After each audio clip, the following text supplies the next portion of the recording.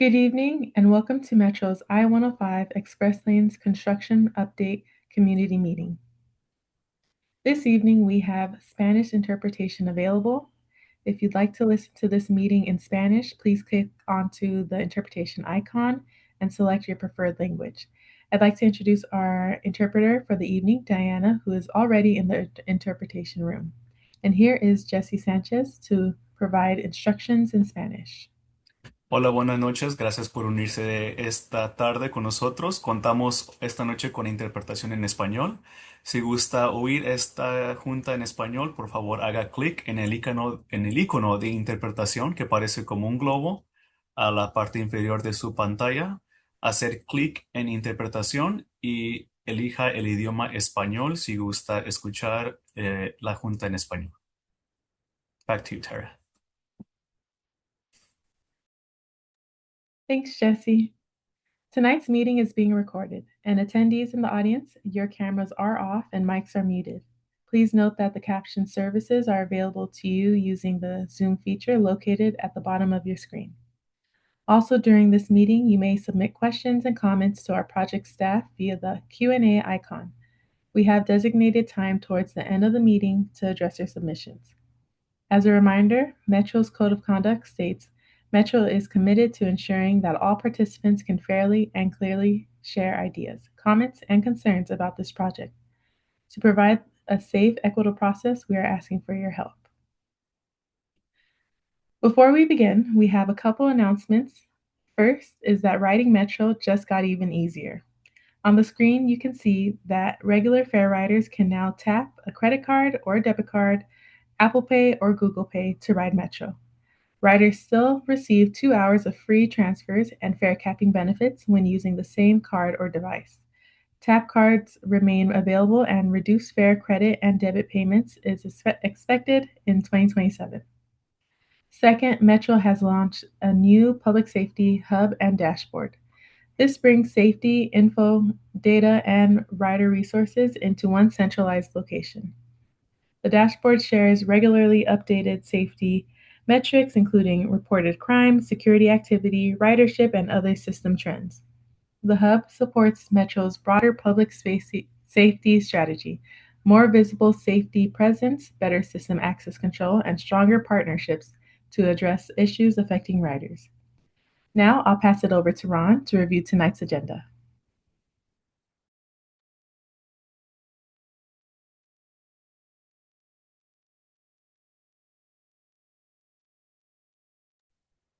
There I am. Thank you. Thank you, Tyra. Welcome, everyone. I'm Ron Macias, Community Relations, representing Metro on the 105 Express Lanes project. Thank you for being here and joining us today.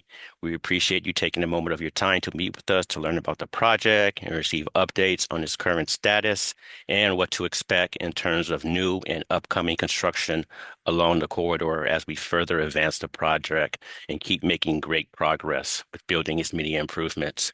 The I-105 Express Lanes project is a major transportation capital improvement project that's been well under construction since we started in early 2025, and now the project is about to advance the start of major construction in the remaining eastern areas of the corridor in the somewhat near future.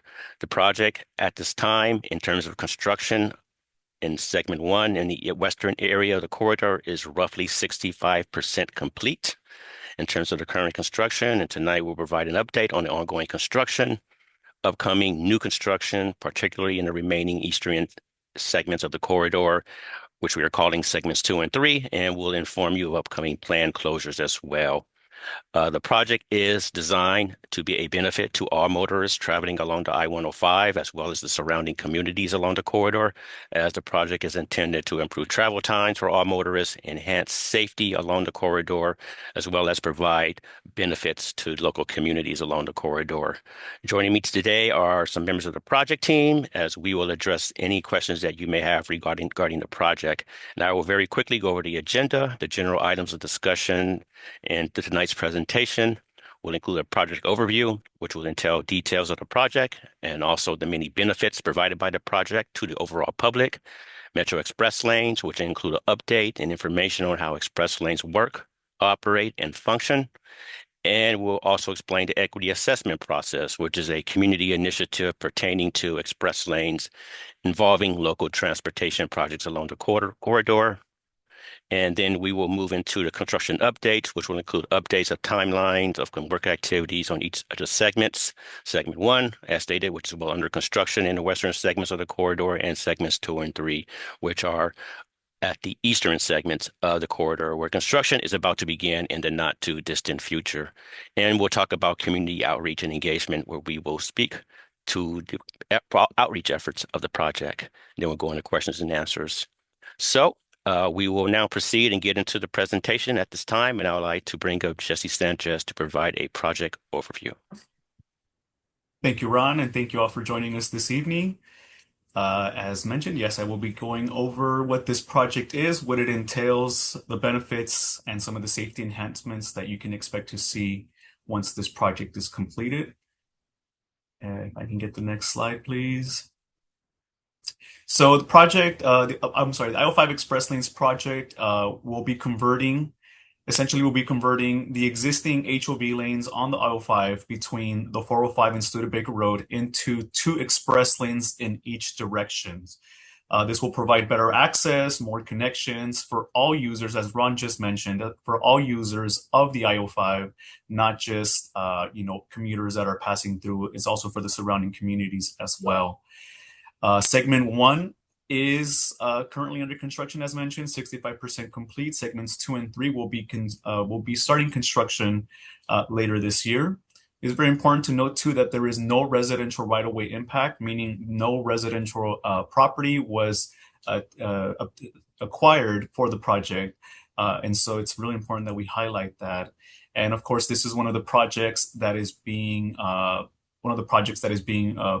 funded through Measure M, which was passed by voters in the 2016 general election, for those of you here in Los Angeles County.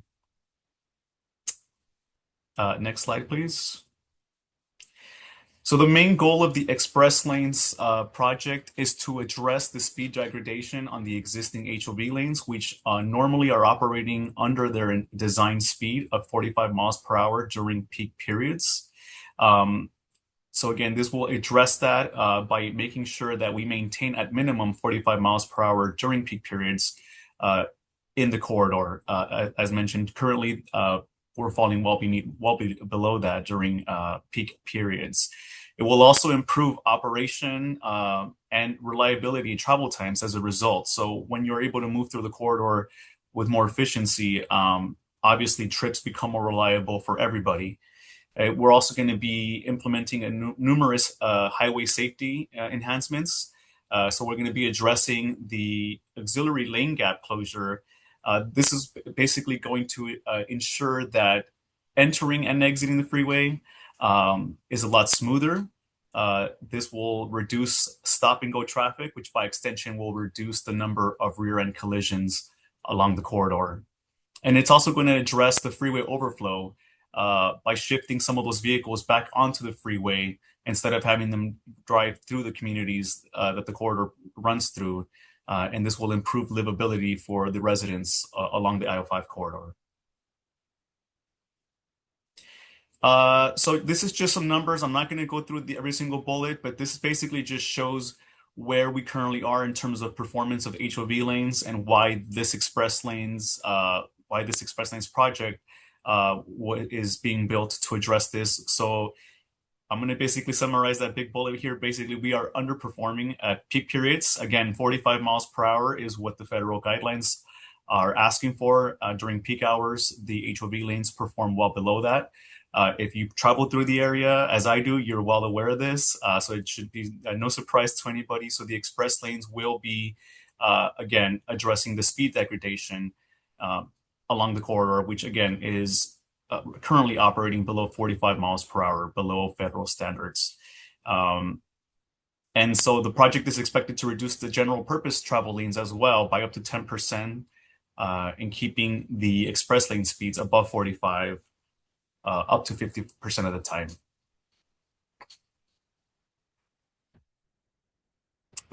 There are numerous safety enhancements as well that will go that are part of the project.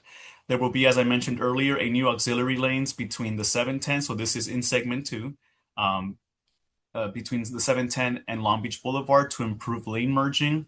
Of course, this will reduce stop and go traffic, which will, by extension, reduce rear end collisions in the corridor. There will also be updated lane striping for enhanced visibility for the nighttime drivers, or in the wintertime when days get really short and it gets dark early. We will be able to see the lanes a little bit better.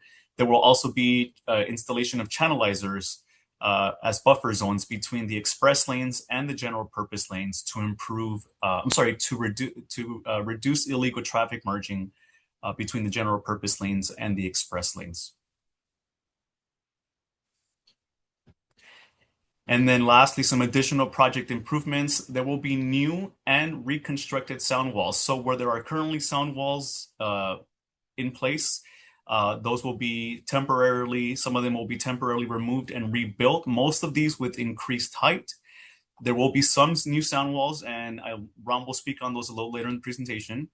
There will also be the seismic retrofit of the Alameda Viaduct. This is in segments 2. And also there will be improvements to multimodal transportation. So the project will be providing funding, for example, the Harbor and Avalon Sea Line stations with things such as improved lighting, improved wayfinding, and repair and rehabilitation projects for the line. And then, of course, future net toll revenue will be used to fund active transportation, transit, and roadway projects for the local communities along the project alignment. So this is in addition to what's already part of the project. And here is just a quick graphic that shows what the new lane configuration will look like. Starting from the very right of your screen where it says shoulder, we're going to have 2 express lanes, followed by that buffer zone that I just mentioned with the delineators, with the channelizers in the buffer zone. And then we're going to be followed by 3 general purpose lanes. After that, we have the auxiliary lane, which is going to improve merging onto and off the freeway. And then, of course, our shoulder lane for any disabled vehicles that may be passing through the corridor. And now I'm going to hand it over to Philbert, who will speak more on Metro Express lanes, how they operate, as well as the next Metro Express lanes. Thank you, Philbert. Thanks, Jesse. Thank you, everyone, for attending. Good evening. I'm Philbert Wong, and I'm with Metro Express Lanes. So just a few slides on how Express Lanes work, and then I'll talk a little bit about how we use the revenue that's generated from the Express Lanes. So if you've used the 10 or 110 Express Lanes, the 105 will be very familiar to you in that there are designated entry and exit points to get into and out of the Express Lanes. And we have advanced signage to tell you where those locations are. And they'll generally be about where they are today. If you use the 105 HOV lane today, the ingress and egress locations are approximately where they are today. We also have toll pricing signs that tell you what the toll rate is to use the express lanes. If you are a qualified carpool, which means 3 or more passengers in your vehicle, you can travel on the express lanes toll-free. You do need to have a transponder, though, to receive the carpool discount. If you do not have a transponder, you can still use the express lanes, but you pay $9 plus the toll, which we call pay-as-you-go. So for more information, you can go to metroexpresslanes.net and to get more information on our various discount and incentive programs. Next slide. Okay, next slide. We often get asked what we do with the revenue that is generated from the express lanes. And so this slide provides a little bit more detail into that. First is that we have to pay for the cost to operate and maintain the facility.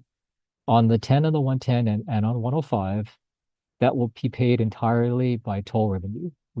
The express lanes do not receive any funding from Metro for operations and maintenance costs. So that's kind of the first thing that we have to pay for. And then on the 105, the majority of the cost to build the project will be paid for by loans and debt that will be repaid using future toll revenue that's generated. And so after we've paid for operating costs and construction costs, the remaining funds, what we call net toll revenue, on the 10 and the 110, we use that for transit subsidies. So that includes Metro, Foothill, Gardena, and Torrance Transit that receive uh, toll revenue for increased transit service. And then we also grant net toll grants to cities within 3 miles of the 10 and the 110. Next slide.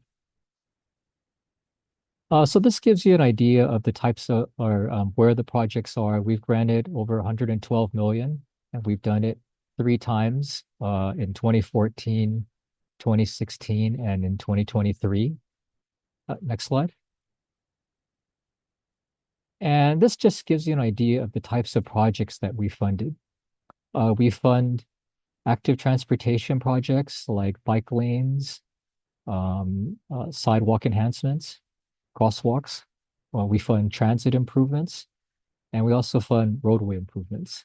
So to date, we funded about 69 million to 34 projects in the 110 corridor. Next slide.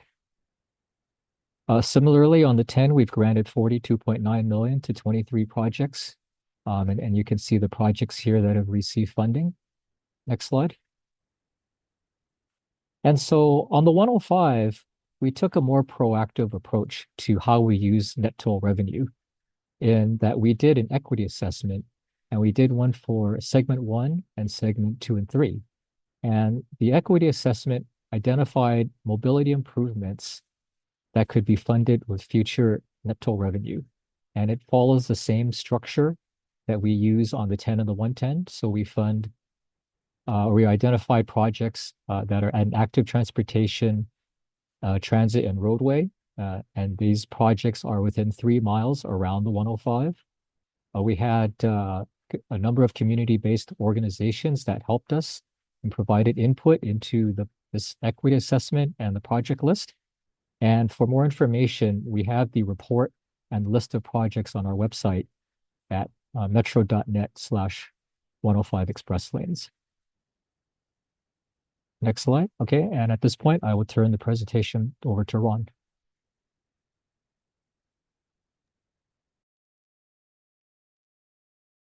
Great. Thank you, Philbert. Ron Macias once again, and I am here to speak on the updates on the actual ongoing construction work activities which are being conducted by the project at this time, and also the planned upcoming future construction in the remaining eastern segments of the project corridor. I will provide an update on segment 1 construction first and then move on to the construction updates for segments 2 and 3. But I will start by discussing the overall project schedule, which you see here. This is a rough overview of the timeline of the overall project.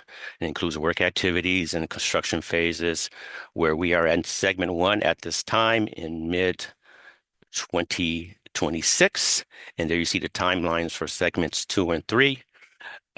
Within segment 1 construction, which shows that we are performing work on the outer edges of the shoulders of the freeway, we're going to be moving into a new phase where work activities will shift to the center area of the freeway very soon, in the very near future. And work will be dedicated toward building the express lanes infrastructure there, such as sign structures and other express lane infrastructure related items. We'll shift the work zone in the eastbound direction first, and then we'll move to the westbound direction within segment 1. But roughly around the same time, major construction is anticipated to begin in the segment 3 area, and with construction in the segment 2 area to begin sometime thereafter. However, some work activities are being performed in the segment 2 area, which is the Alameda Viaduct, and this is some early prep work that needs to be performed there well in advance of the start of major construction, which is located at Imperial and Alameda. So that will be happening simultaneously as well. As we move on into year 2027, the segment 1 area, we anticipate wrapping up that construction later part of the year, and we'll move on testing the new express lane toll system in advance of finalizing the project in segment 1 and fully opening up the express lanes to the public by 2028. And construction for the remaining area, segments 2 and 3, will continue on until 2029, which is when we anticipate construction to be complete for those areas. Next slide, please. And now I will segue to an update on the current construction in the segment 1 area. As stated, the project is roughly 66% complete in this segment. Please note that these work activities that I have listed there are very much quite similar to what's going to be performed in the segments 2 and 3 area. Currently, throughout the segment 1 area or segment of the corridor, the project is currently performing most of the work activities on the outer edge, right-hand side of the freeway, to perform new roadway pavement construction, which is being conducted to accommodate the new express lanes and the overall improvements of the project. And in order to perform construction of new roadway pavement along the shoulder, the project involves various other types of construction work activities that are necessary to be conducted in support of this work. And these activities include reconstructed and new sound walls along the corridor. Also, there are various retaining walls that are being constructed, and there are a number of freeway undercrossing or bridges that have to be widened as part of the work to build new roadway pavement construction. And also, as part of our overall work activities, as stated, we are building express lane, toll lane infrastructure with equipment, electrical systems, and signage and pavement markings to be added later. And as part of all these overall work activities, it has been necessary to remove landscape and trees in certain locations in order to support the upcoming construction. And upon the completion of the project, landscaping and trees will be restored. Here's an exhibit of all of the sound walls within segment 1. As you can see, we have a number of them under construction as they are located and clustered at sections on the west and east end. And in order to build new roadway pavement, as stated, we are rebuilding most of these sound walls. There is a sound wall located on a new sound wall or new sound walls located on the westbound side between Avalon and Main Street. That is a brand new group of sound walls that we are constructing as part of this project. And as stated, many of the remaining other sound walls that are under reconstruction are being reconstructed to a taller height, roughly 4 to 8 feet taller for some of these sound walls.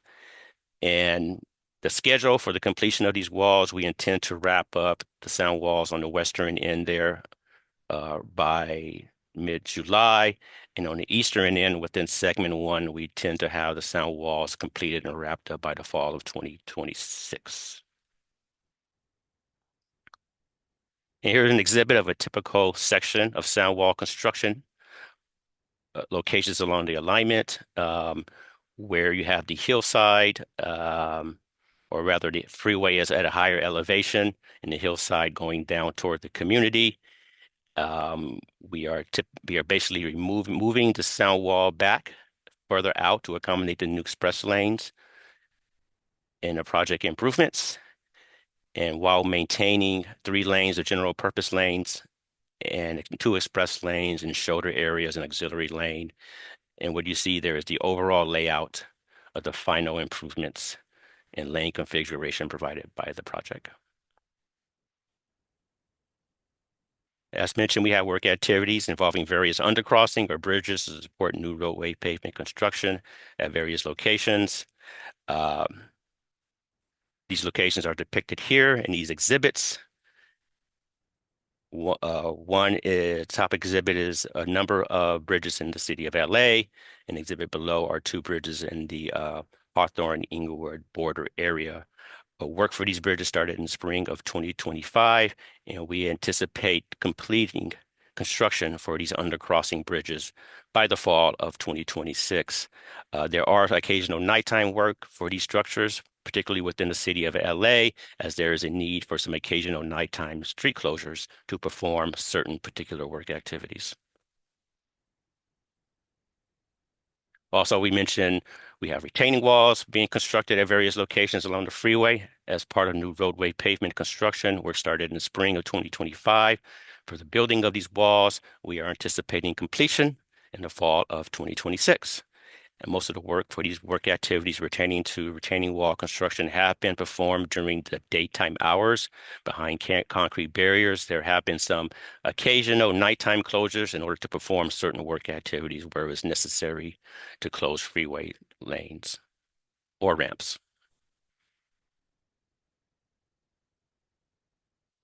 And this is a slide which is just being presented to demonstrate a typical location along the freeway where these retaining walls are constructed. This is a section along the freeway where most retaining walls within segment 1 between Vermont Avenue and Crenshaw Boulevard. There's a great deal of clusters of walls being constructed within this segment of the corridor. As you can see in the top image, which is a typical image of where hillsides are located along the freeway corridor that lead downward toward the freeway roadway. And this is where retaining walls, as well as roadway pavement construction and improvements are being built into the hillside areas along the freeway corridor. And at these freeway or locations along the freeway, which are at a lower level from the top of the hillside there, which you see in the photo, where the community is up at a higher level. And again, these are the typical locations or where retaining walls are being constructed along the corridor as they are built into the hillsides. Again, here's another exhibit of a typical section like the one shown earlier, but this is for retaining wall construction. In this case, as stated, this construction is performed again where the freeway is at a lower elevation of that of the community with the hillside slopes leading up from the freeway. And there you see the final improvements and traffic reconfiguration and layout that are to be performed at these locations of the corridor where retaining wall construction is built.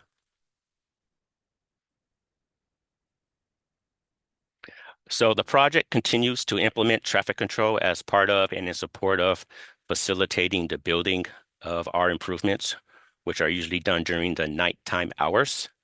There is a need to implement some traffic restrictions in order to perform construction and build certain work activities. However, to date, as stated, most work activities have been conducted during the daytime hours within work zones behind concrete barriers without the need for traffic control. But during the nighttime hours, we are regularly implementing traffic control or closures at intermittent locations in order to perform certain necessary work activities. So we will have intermittent freeway lane closures, and we'll continue that along the corridor, intermittent on and off ramp closures during the late night hours, and also some intermittent connector ramp closures as well. Also, we do have a number of major upcoming project developments involving extended weekend closures of freeway lanes. The project will need to implement a series of extended lane closures in the direction of travel over a series of weekends to safely perform some critical work activities. We have begun a series of these closures already. And as we have been informing the public, we will continue the implementation of these extended weekend lane closures, which are the closure of the HOV lane and the number 1 lane, the inside center lanes, and in many cases, closing them for the entire weekend in order to support some very critical work activities. And we will continue these implementations of these weekend lane closures on an intermittent basis between now and early 2027, which is primarily to support sign structure installation along the median of the corridor. So the next closure, we have a very tentative date of the first weekend of August 1st or the 2nd, where we're anticipating implementing the closure throughout the entire weekend of 55 hours. Again, this is tentative. And much of the information at this time is tentative, not finalized. But once we get a confirmed date, we will, of course, as always, be sure to inform the public of the dates and any other necessary information related to these closures when they get scheduled.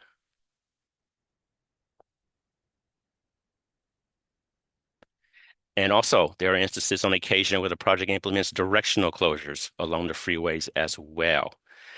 This entails, and it's a full directional closure, that is. This entails a closure of the freeway in one direction of travel during the late night hours, fully in one direction. So we will perform another round of directional closures to facilitate roadway restriping in the segment one area, as the project will proceed to a new phase in this area very, very soon. We again have a tentative date uh, performing an eastbound restriping involving a directional closure in late August 2026 between the 405 and the 110, and we will perform a westbound directional closure as well to further support restriping as the project advances and moves to a new phase. And as was typical with these closures, we often are implementing a series of these full directional closures. They're usually occurring during the late night hours, roughly, typically between 11 p.m. to 5 a.m. usually. We have traffic detours in place, advanced signage in place to alert motorists. And as a result of the restriping, you will see work zones and concrete barriers um, moved or relegated to the center median of the freeway to advance the next phase of construction. And this is just a brief recap of what I just went over about what to expect as far as the upcoming schedule of major work activities in segment one. And just know that our presentations are always online. So if you want to go back and take a look at the information in more depth, you're free to go online to our project website and take a little look and review the presentation. And now I will move on to updates on the new and upcoming construction in the remaining eastern segments of the corridor.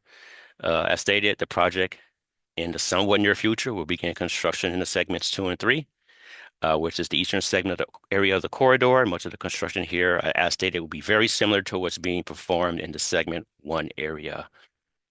We will, of course, continue to construct new roadway pavement construction as part of our project to accommodate the project improvements in the new express lanes. And this also entails other construction work activities such as sound walls. We have a number of sound walls in the segment 2 area between Central Ave and Atlantic Ave. We have some undercrossing and bridge widenings in segment 2 between Success Ave and Atlantic Avenue. And we have new retaining wall construction, which is performed primarily in the segment 3 area. And of course, as this is the Express Lanes project, we will build new Express Lane toll infrastructure, equipment, electrical systems, and related signage. And also as similarly to segment 1, there will be a need to remove landscape and trees in order to perform, to the extent possible, to perform certain work activities, and such landscaping and trees will be restored upon the completion of the project. And we are also adding some safety features as well as part of the overall construction in this area. There will be new auxiliary lanes, which Jesse talked about earlier, again, which is to promote safer traffic movements for motorists exiting and entering the freeway. There you see them depicted in a very light green color on the exhibit here. And in addition, we have weave lanes. If you can go back, please. Sorry. Yeah. In addition, we will have weave lanes too as well for the new express lanes, which will be added near the I-710, which is also to promote smoother traffic movements for motorists entering and exiting the express lanes. And there you see them depicted in the dark green color in this exhibit.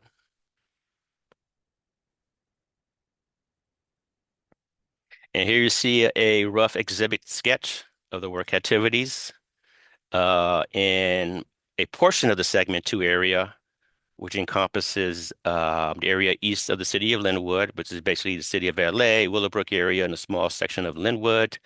And you see quite a number of work activity as well.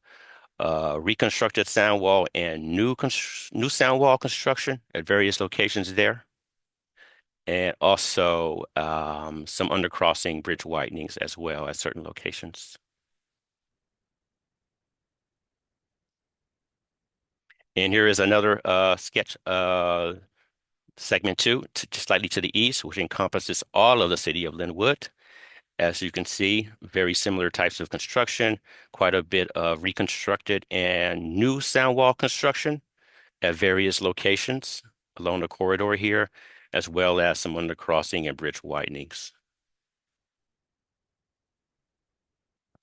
And here are various areas of within segment 3 that entails new retaining walls that are constructed. Um, the actual construction for these walls, again, is very similar to what's being done in segment 1, as this area is being performed at a depressed lower elevation, which is depicted in that photo there, which is a typical location where retaining walls are being constructed. And in the exhibit below, you can see a number of locations where retaining walls are being constructed, just depicted by the rectangles there at various locations along the corridor. And here you see an exhibit of a typical representation rather of work activities involving retaining wall construction. Work crews will have such equipment that's depicted there in the center of the graphic, behind a protective barrier in the center of the image. And just to the left is the traffic control setup, and to the right of the image is where work is being performed and directed against and along the hillside. So the construction crews, along with their equipment, are they're using an excavator to dig into the hillside, removing the soil and earth to eventually construct the new retaining walls against the hillside there, which is shown there in the first dotted vertical line there. And this work eventually leads to brand new retaining walls along with new roadway pavement construction along and near the hillsides. This is just a rough representation of the work activities involving retaining wall construction. And now I will speak to some updates on some of the more immediate work activities that will begin in segment 3 in the near future. So in advance of the start of major construction, some minor pre-construction work activities have already began, which is started in the month of April and are anticipated to continue well into July. And they're being done in preparation in advance of major construction in this area. Also, there will be some advanced work in August regarding temporary roadway pavement construction at the Paramount and Lakewood ramps to support future construction, to create some additional roadway space, to eventually create work zones to support the future long-term construction. We also perform freeway lane restriping in the segment 3 areas as well. And this will involve directional closures in order to perform that work. And this is to create work zones along the corridor. And it will include the installation of concrete barriers, which are being installed to separate traffic from the work zones that are going to be created there. And there will be landscape and tree removal also anticipated in the month of August. So it's a tentative date at this point, but that is being scheduled by the contractor as part of early prep work as we then look to move into major construction roughly around the month of September, which we will start to begin some of the work related to building the new retaining walls and the roadway pavement construction in the segment 3 area. And now I will speak to updates on upcoming work activities in the segment 2 area, which will undergo construction a little later than the work for segment 3. But as mentioned, we do have minor pre-construction work activities, just like in segment 3, that are going to continue into July. We will perform some freeway lane restriping as well, involving directional closures, K-rail installation, which are concrete barriers. And we anticipate that to be done in the fall of 2026, along with some tree and vegetation removal in the fall of 2026. We anticipate work starting for the undercrossing and the bridges to occur in late 2026, with sound wall construction to begin roughly around the spring of 2027. And again, these are tentative dates. Just know that construction schedules are subject to change, but this is what the project is targeting at this point in time.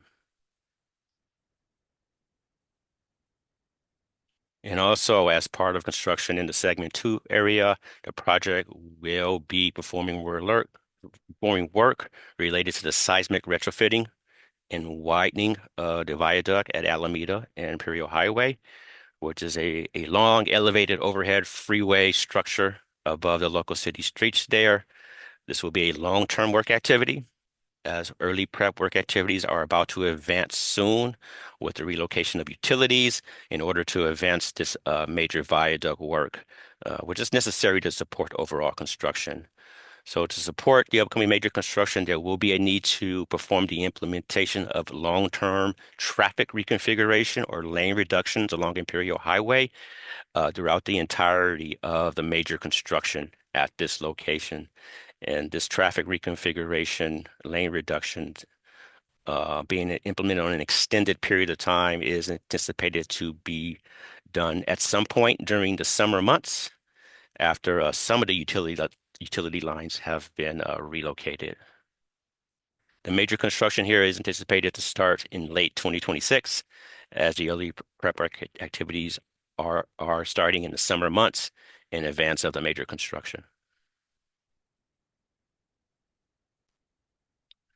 As mentioned earlier, the project will be implementing traffic control, just very similarly to that in segment 1.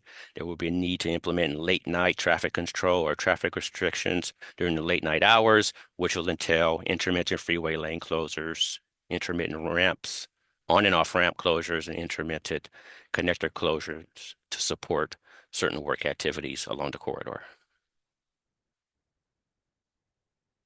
And as part of the project, the community relations team conducts outreach throughout the duration of this project to inform the community about the project and to notify in advance of the start of work activities. We will continue to perform various communication and outreach methods, continuing to coordinate with key stakeholders and meet and hold briefings with community organizations and groups. We will continue to have construction update community meetings such as this. We continue to have these on a regular basis. The project issues and disseminates construction notices for new work activities that occur. We will often, in most cases, distribute a hard copy to the immediate nearby stakeholders, residents in the vicinity of work activities, and also e-blast, send them out via e-blast, post on the website, or disseminate via social media. And sometimes, in many cases, we'll conduct direct mail door-to-door distribution, which we have implemented a distribution of the meeting notice for this community meeting out to the residents. We will continue to do that. And we'll be out in the community at community events. We coordinate with public relations. We have our project hotline there where anyone can reach the project if you have any questions via phone number, email, visit our website. And as always, we are coordinating with the local cities and elected officials regarding the project, and will seek to mitigate construction to the extent possible in order to reduce impacts to local communities. Next slide. And this is pretty much our project information where we can be reached. Our phone number is there. Our email address is there. Where's the project website? So this concludes the presentation of the project at this time. And I will just end by saying once again, thank you for being here with us today. We will continue to inform the community about the project. We'll again host these community meetings on a regular basis to provide a status of the project and an update on project developments. As mentioned, we will look to proceed with construction in the future in the segments 2 and 3 areas, as you will hear more about the details of the upcoming work activities in the very near future. And again, thanks for joining us to discuss the project with you, and we will move on to question and answers at this time. Yes, thank you, Ron. We are at the Q&A portion. And again, as I read questions, if any questions come to mind, please feel free to submit those questions with that Q&A icon on your screen. So to our first question, will new egress and ingress be added in the section of segment 3 on 105? Will the same thing in ramps Will the same in ramps remain the same, causing major backups? Yeah, we are not removing any of the ramps. The ramps will remain. We're not removing or adding new ramps. The ramps will remain as is. And as far as the ingress and egress into and out of express lanes, they will pretty much be roughly the egress and ingress points that currently exist for the HOV lanes along the alignment. So there will not be any new ingress and egress points. It'll be roughly where it exists today for the current HOV lane. Thank you, Ron. And another question is, would the truck trailers be removed from the underpasses? I'm sorry. I'll repeat it. No worries. It Yeah. says, Meredith asks, would the truck trailers be removed from the underpasses? Uh, I'm just trying to get clarity on on the This I, might, I, I think they're going to have to be a little bit more specific what they mean yeah. by underpasses, as there are several in the segments 2 and 3. Are these were we talking about construction trucks pertaining to the project, or is it non-project related? I'm just trying to get clarity on that question. Okay, if you've submitted this question, please respond back with additional comments for your question, please. And we'll try to answer as best as we can. In the meantime, they do also ask, how would we go about having you present to our council? Yes, certainly. As shown earlier, we do have our project hotline and email. You can certainly get a hold of us. And again, yeah, whether you have an inquiry or you have a request for a presentation, of course, please send us an email or give us a call, and we'll respond to you. And we can certainly work to coordinate with you on such a presentation. Thank you. So yes, please reach out via the project email. And then, okay, they provided more information. They said there are shipping containers in Linwood under the 105. Oh, I think it's in the Caltrans right of way, if I'm understanding correctly. Um, I believe so. And that area is considered Caltrans airspace. yeah, typically they lease the land to Caltrans to utilize that area for their operations. So yeah, that doesn't fall under the purview of our project. Okay. Thank you for answering those questions. And we have another question. It says that there is only one ingress on 105 freeway east from 710 freeway. Is it possible to please add one more? No, as mentioned, they are going to remain where they currently are, and it's for a reason. There are particular specifications outlining um, the distance that an ingress point are to be placed there for express lanes. So the project, as part of its scope, just does not have uh, any effort to create a new ingress point as part of our improvements that we're building for the project. Okay, thank you.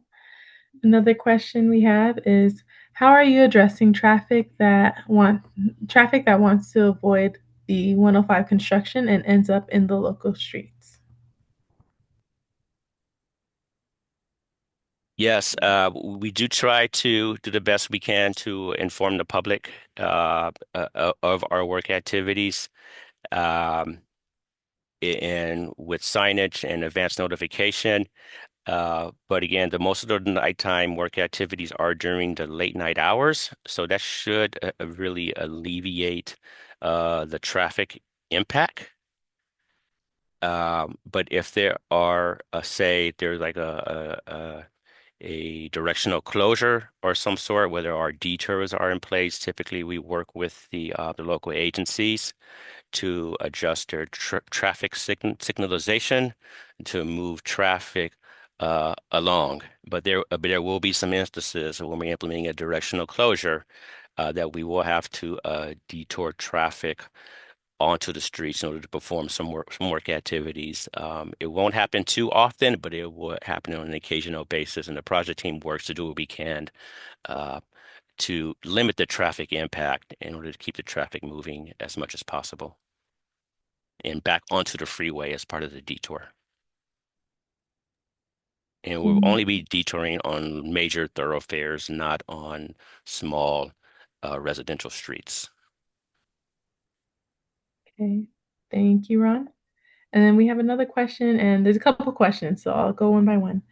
First question is noise pollution is a considerable issue both within the stations along the Sea Line station and many of the neighborhoods near the I-105 freeway. Do the new sound walls provide any new benefits the older sound walls didn't provide? Yes, the newer sound walls will provide greater benefit. As mentioned, most of them are built to a taller height, so that should reduce the sound levels. And they're built with the latest and upgraded standards that exist today. So the sound walls, the newly reconstructed sound walls that we are building on behalf of the project will provide a greater benefit. Okay. And then what considerations are made for what landscaping is added along the corridor, such as tree removal and restoration? What does that entail?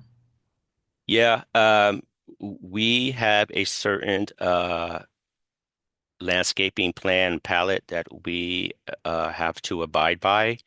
There's a particular scope what uh, of what existed on the corridor prior to construction that we have to replace back um, as part of the landscaping plan. So we're abiding by the standards as far as the trees that we place, the pallets, the shrubs, and we have to place back to what existed. I think since the beginning of the when the freeway corridor was built originally, that's just part of the landscaping specification that the project has to abide by. Thank you. And another question is, will you have electronic boards on local streets informing local residents of the proposed construction? Electronic boards, typically electronic boards are for traffic control measures. Um, that's typically what electronic boards are utilized for. So if there are a need to address a traffic impact or any traffic-related issues due to our construction, that's where you would see the electronic boards installed for the project. Thank you.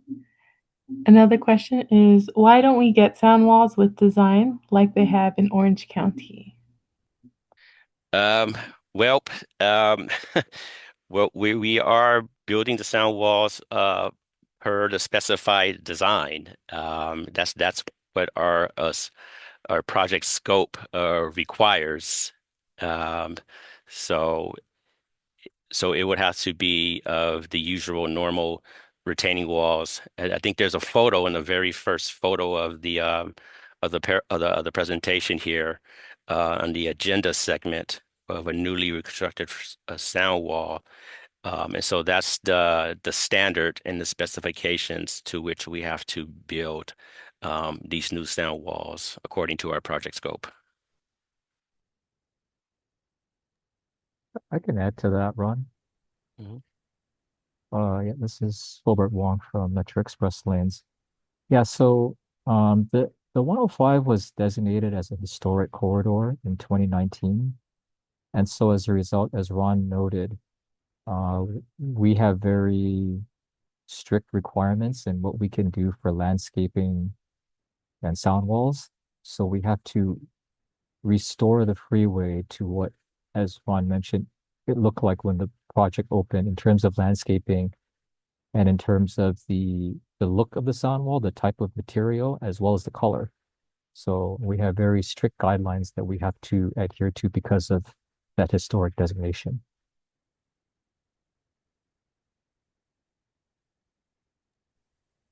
Thanks, you two, for answering that question. And at the moment, that's the last question I see.